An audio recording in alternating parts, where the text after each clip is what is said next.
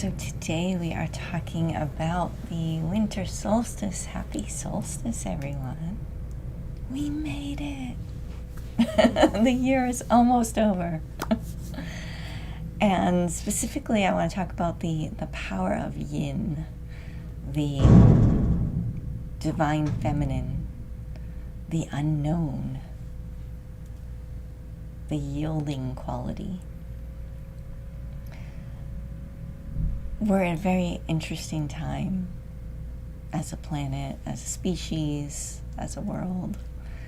And there's no question that the divine feminine, the yin, that is not just female bodies, by the way.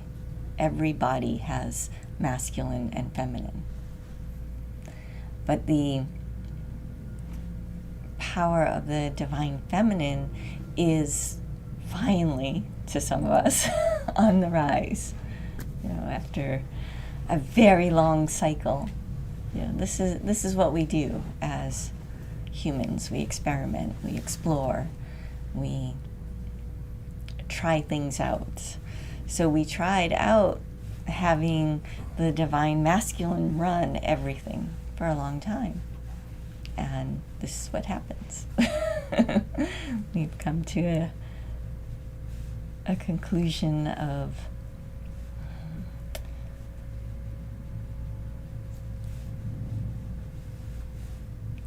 this cycle.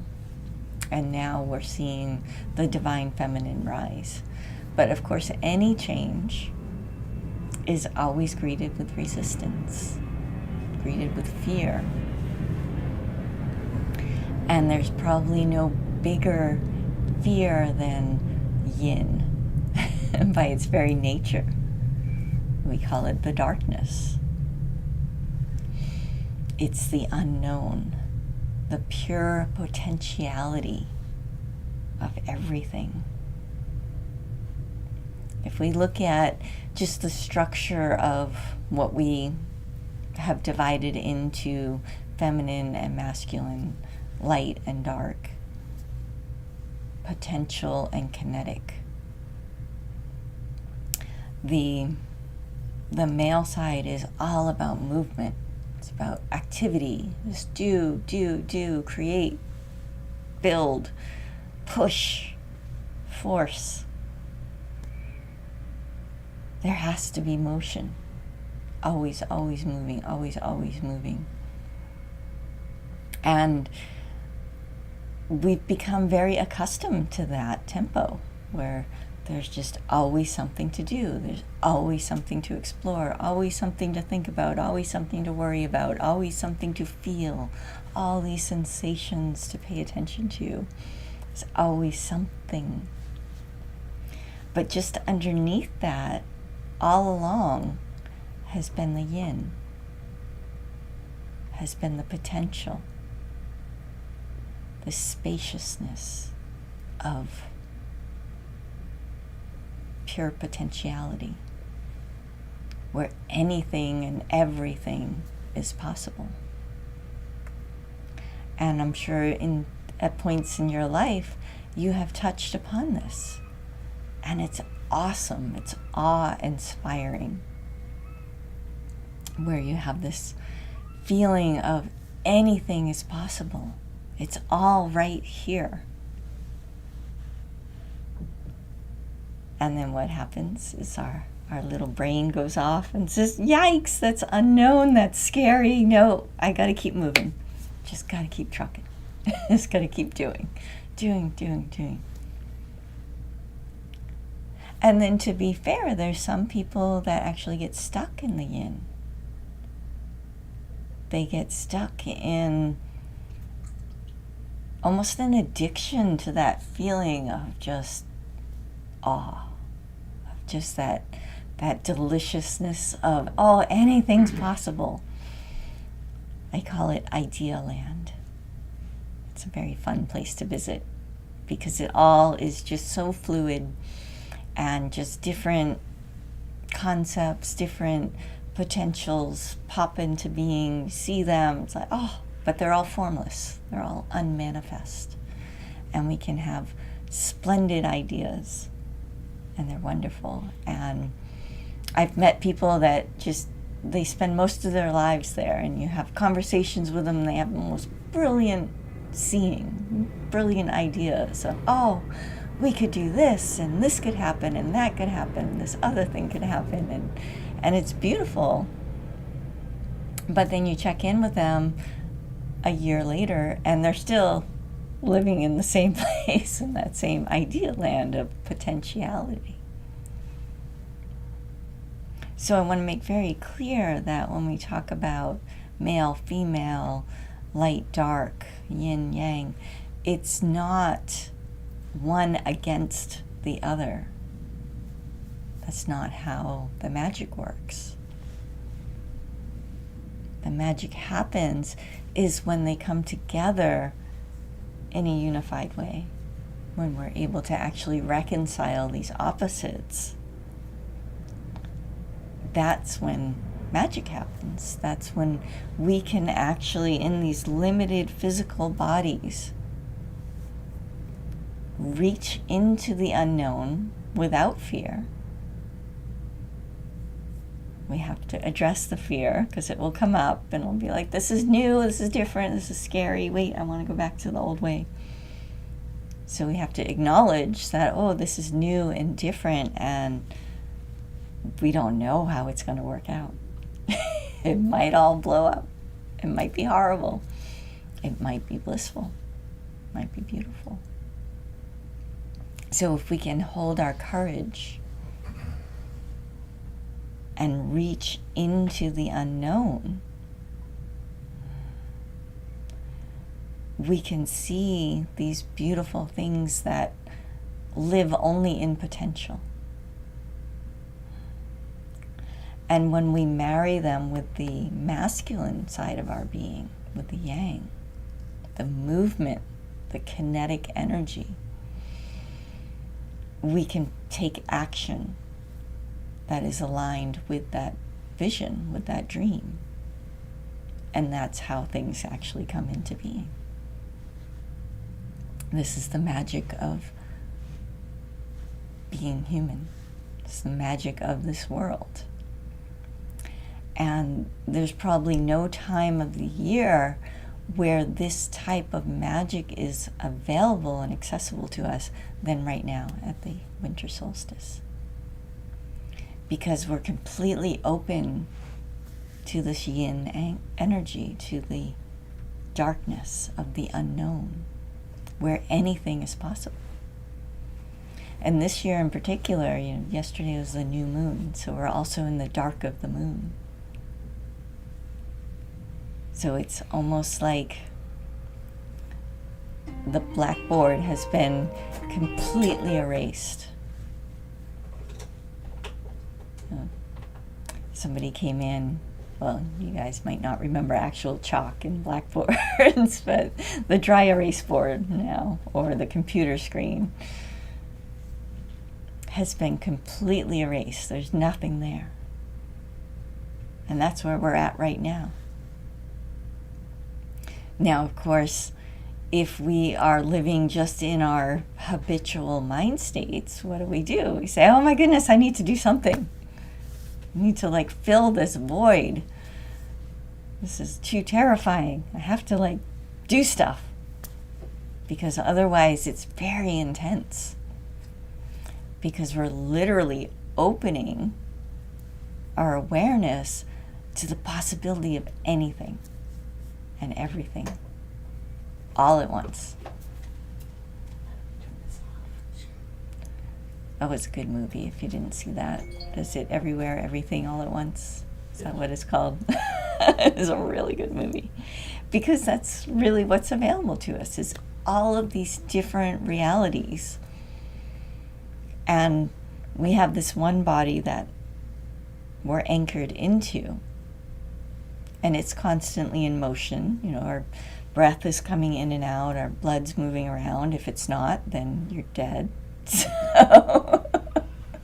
So we have to accept that, oh yes, we are in motion. But at the same time, there's this infinite mind. that allows us to imagine and tap into this void and actually create anything. We can create anything. So we're already into the solstice. Don't feel like, if you're watching this later or today, you're like, oh my goodness, I didn't know. I don't know what I want to create. That's okay. The energy still kind of cascades. It's a wave. It's not a point. And sometimes people think of times of power as this moment. And the cycles of the earth, they're waves of energy. So if you didn't already have your surfboard out, if you weren't really prepared, that's okay. You can still catch the wave now. So take some time to really consider what it is that you want to experience. Don't get caught up in what you've already experienced, because that's our habitual patterns kicking in, saying, 30 years ago I had this really wonderful time and I'd like to have that again. And it's like, well, you've already done that. It won't be the same. So instead, look and see, what is that I want to experience and explore right now? What sounds fun? What sounds exciting? What is adventurous in this moment? And then write it down. What do you want to accomplish? What is your heart's desire? What is this world calling into being through you? You have incarnated into this world in this body in order to do something.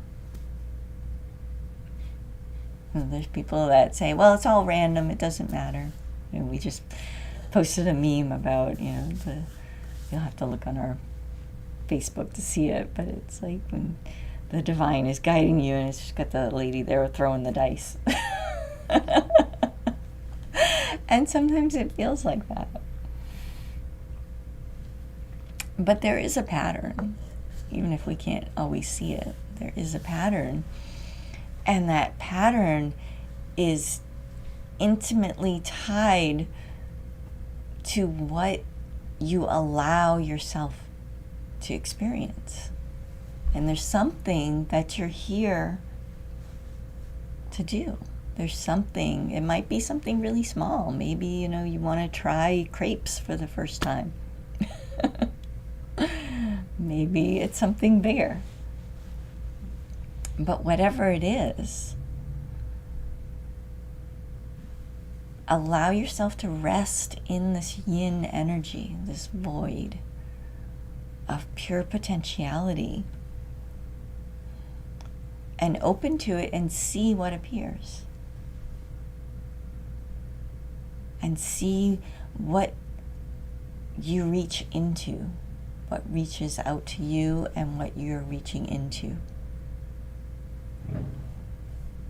And like I said, it doesn't necessarily mean that it's going to be some big, huge thing. It might be something very small, and that's good. That's fine.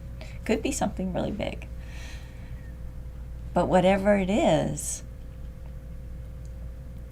allow yourself to connect with it and then write it down. Say, this is the goal. This is the project. This is the thing that I want to experience, that I want to manifest, that I want to explore. And then invite in that kinetic energy, that movement part of you, and say, well, what is required for that to actually happen? And again, from this very quiet space, let that come in. Just the top 3. Don't get too detail oriented. So what are the top 3? And then use that as your guide. And I went to a webinar earlier this week, and they had us do this exercise what's the goal, and then putting down what are these aligned actions. And then, those are really good part, my favorite part, was now look at those actions and where do you have resistance? What's the one that you don't want to do? What's the one that is required to be done to accomplish this, to pull this into physical reality that you're resisting? And then do that one. Later on, next day or so, I came across a little headline about the same theme. Social media is like that, where you watch one thing and then all of a sudden it has all the related things. Even though I didn't watch the webinar on social media, it just knows. It's like all connected. But it said, it was a journal I think somebody was selling, and it said, eat the frog. And the frog is the thing that you have the resistance to, that's blocking you from actually accomplishing what it is you want to accomplish. So in order to really embrace this power of yin, we have to be willing to eat the frog. We have to be willing to do the thing that we have the resistance to. And when we do that, it kind of breaks that barrier, that dam that we have pushed up against all of our kinetic energy. And it starts to flow. And again, this time of year with the winter solstice, we're shifting now from the time of shortest light, at least in this hemisphere, but we're moving into longer light. So we're getting more and more kinetic energy every day. It's going to start pouring into our life. So that's why this is such a powerful time to eat your frog. To actually look at, well, what do I have resistance to? And again, check in and make sure. Now we have to weigh out, is this really what I want to do? Because that's the weird thing about resistance. There's this pure potentiality that we're connected to. It knows everything. It's aware of everything.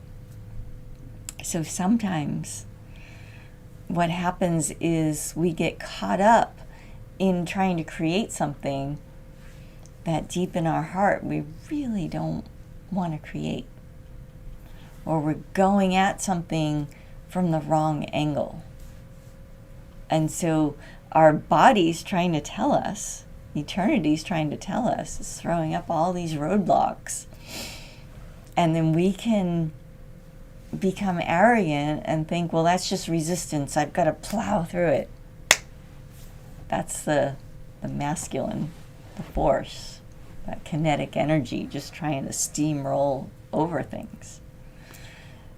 So be aware of that, but at the same time, and don't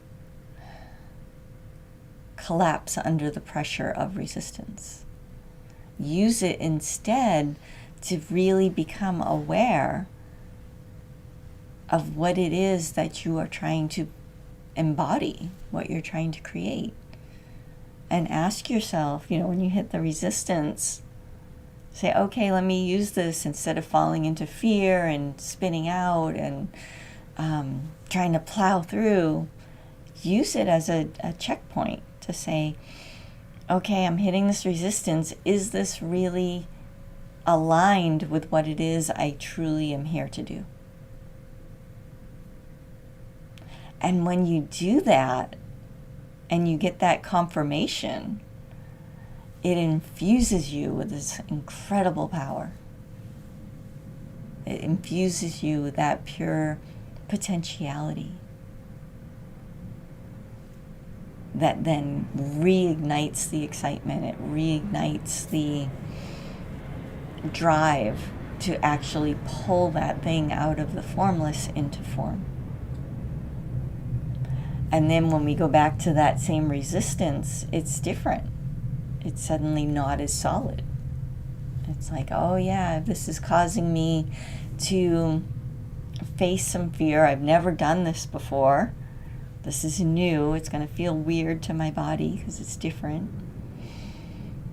But oh, wait a minute, this can actually be kind of fun simply because it is new. So don't be afraid of the unknown. You will be afraid of the unknown, but but don't let that fear stop you. Instead, use it to reconfirm what it is that you're doing. Because I see so many people, they hit that resistance and it just spins them out, and they wind up just running around in the same circle over and over and over and over again, and then they never get anywhere. I mean, not that there's really anywhere to go, but that's a whole different topic.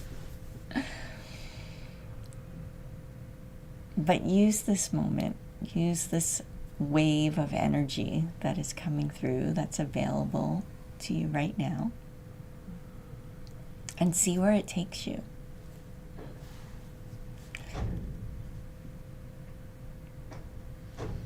So last week I talked about this new movement that has inspired me, that I hope starts to inspire other people, and it's called the 108 Lights. So I want to invite you to practice with me this 108 lights. If you would like to become one of these 108 lights, you can listen to the video I put out last week. It's got the warning messages in it, but I'll go over it just briefly today. Like I said, the video from last week has more details. But in the very short form, what we're doing is I'm seeking 108 people who will be willing to, on a daily basis, put pure light into the world without conditions, without an agenda, without holding back anything. So this is a opportunity to face what's holding you back and to simply be a light in this world. Now, there's a very common practice in Buddhism where we meditate, we do sadhana, a spiritual practice, and then at the end we dedicate the merit to the enlightenment of all beings. And that's wonderful. But if you think about it logically, what are you saying? You're saying, oh, okay, this merit is only going to the enlightenment of all beings. That's a condition. So I'm asking you to go beyond conditions. I'm asking you to simply be like the sun that shines on everyone and everything on this planet unconditionally, without pushing out, well, if I'm going to give you this light, then you're going to do X, Y, and Z. No. I'm just going to give you this light. I'm just going to shine. And that's it. And then what people do with it, that's their business. That's up to them. And this is not, it sounds very almost trivial, almost floofy, but it's not. It's more challenging than it sounds. Because as part of our practice, as you're doing this, as you're giving this light, it's to watch where you're holding back. You know, different thoughts and concepts pop into your mind. You're like, oh, I don't want to give light to that person. I don't want to give light to that situation. And those are things that you'll have to resolve and go back to simply allowing this light to shine through you. So I always recommend, of course, to be successful at this type of practice, we have to fill ourselves up with light. We have to take care of our own being. We have to do all the things that support our own body and mind and spiritual practice first. So we'll meditate, we'll do a practice. I use the chakra meditation, but you can really use any technique. And then at the last quarter, so in this case, the last song, we'll give light to everyone. We'll just shine. The first 3 songs, we'll use some Zazen music that the Frederick B. Lenz Foundation allows me to use. And the first song will focus on the navel center, pull up our power. Then the second song will focus on the heart, our sense of humor, our creativity, our love. And then the third song will be the third eye, our clarity, our intuition, our innovation. And just allow all of that energy to go into your body, into your life, into all the things that you want to empower within your own being.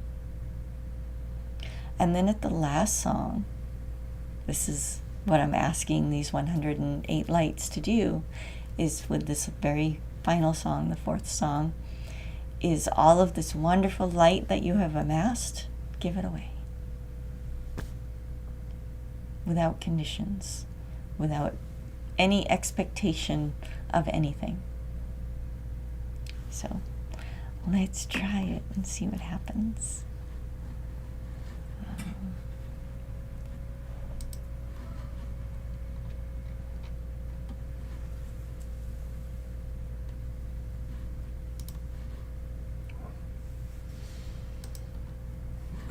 So I want to put this on.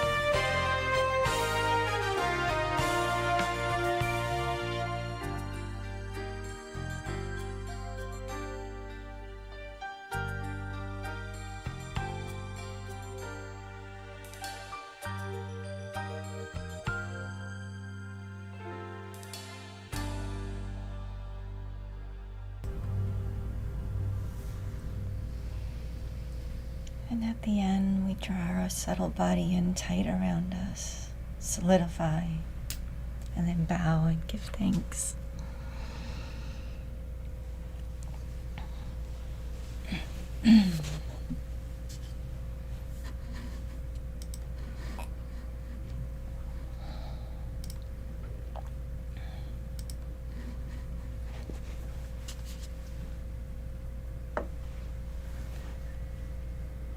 So this practice is simply to illuminate,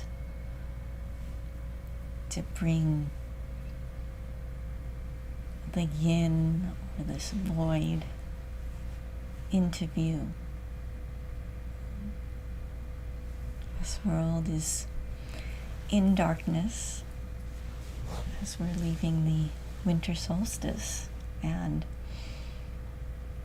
we have the opportunity to simply be this light. And what I'm being called to do is to simply shine without an agenda. I don't know if you noticed during your practice how easy it was to try to push an agenda onto that light. Say, oh, I'm illuminating the world so that this can happen. That's an agenda. Instead, try to restrain that part of us that wants to, make things just so, and see if you can simply shine without any conditions. It's an experiment, just to see what happens. So, how was that experience for you? Does anybody have anything they want to share about the topic that we talked about or about the meditation? No. Well, thank you all.